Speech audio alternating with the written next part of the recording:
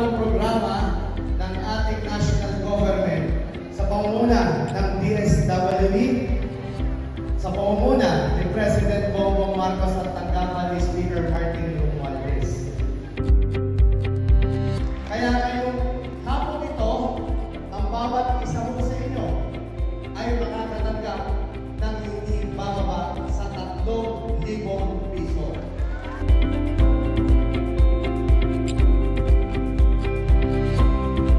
Ngayong araw, ito po ay nilaunch natin dito sa 3rd District.